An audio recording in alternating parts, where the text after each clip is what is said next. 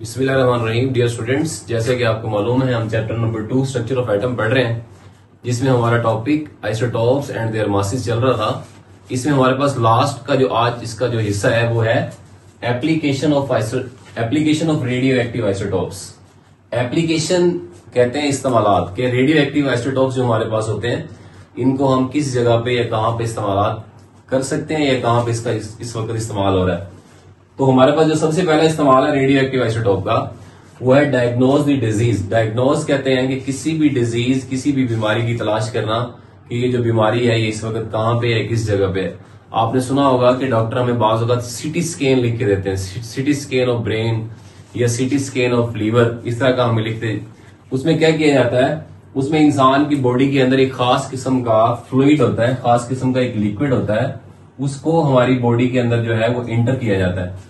वो बॉडी जो है वेन्स, हमारी वेन्स में पहुंचता है। जब वो हमारी वेन्स में पहुंचता है तो हम सीटी स्कैन मशीन के जरिए से उस मशीन के अंदर जो है ना खास किस्म की रेडिएशंस होती है, रेडियो एक्टिव आइसोटोप से निकलने वाली, उन रेडिएशंस के जरिए से हम इंसान के सिटी ब्रेन या सिटी लीवर के अंदर जो है चेक कर सकते हैं कि इस वक्त जो है वो नुक्स किस जगह पे है, या उसके दिमाग के अंदर या लीवर के अंदर इस वक्त जो है मसला किस किस्म का है, ये किस जगह पे मौजूद है। तो इस तरह करके हम रेडियो एक्टिव आइसोटोप के जरिए से डिजीज को डायग्नोज भी कर सकते हैं, यानी कि जो बीमारियां होती हैं इंसान के जिस्म में उनको तलाश भी कर सकते हैं। दूसरे नंबर पे स्टूडेंट्स हमारे पास है radio carbon dating. Radio carbon dating एक ऐसा तरीकाकार होता है जिसमें हम किसी भी ओल्ड ऑब्जेक्ट यानी कि किसी भी पुराने जिस्म की मौजूदगी या पुराने जिस्म के उसकी उम्र का अंदाजा लगाने के लिए कि ये हमारे पास जो ये बॉडी है, ये जिस्म है, ये आज से कितने साल पुराना है।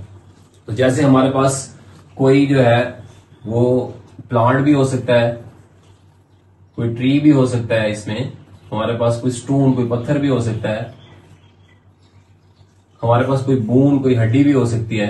ये हमारे पास वो चीजें होती हैं कि हम इनकी उम्र का अंदाजा लगा सकते हैं कि ये हमारे पास जो दरख्त है ये कितने 100 साल पुराना है या कितने साल पुराना है। ये हमारे पास ये जो पत्थर है ये कितने साल पुराना है। ये जो हमारे पास ये किसी जिस्म किसी जो बूंद मिलती है उससे ये पता चलता है कि किसने साल, क्योंकि उसके अंदर से कार्बन रिलीज होती है। कार्बन की रिलीज होने की पोजीशन को चेक करने के बाद जो है हम ये अंदाजा लगा सकते हैं कि हमारे पास ये बॉडी या कोई पत्थर का टुकड़ा या हमारे पास ये दरख्त जो है ये कितने साल पुराना है। तो ये इससे हम किसी ओल्ड ऑब्जेक्ट की मतलब एज भी मालूम कर सकते हैं। इस तरीके कार को रेडियो कार्बन डेटिंग कहते हैं।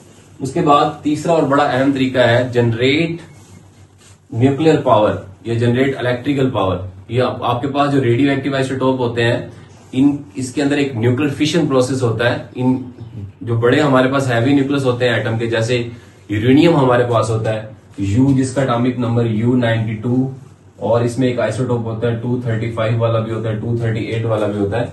तो इनके न्यूक्लियस जो है उनमें बहुत ज्यादा एनर्जी होती है। जब वो एनर्जी निकलती है तो उस एनर्जी को जो है हम यूटिलाइज करते हैं बिजली बनाने के लिए, इलेक्ट्रिसिटी बनाने के लिए, न्यूक्लियर पावर बनाने के लिए।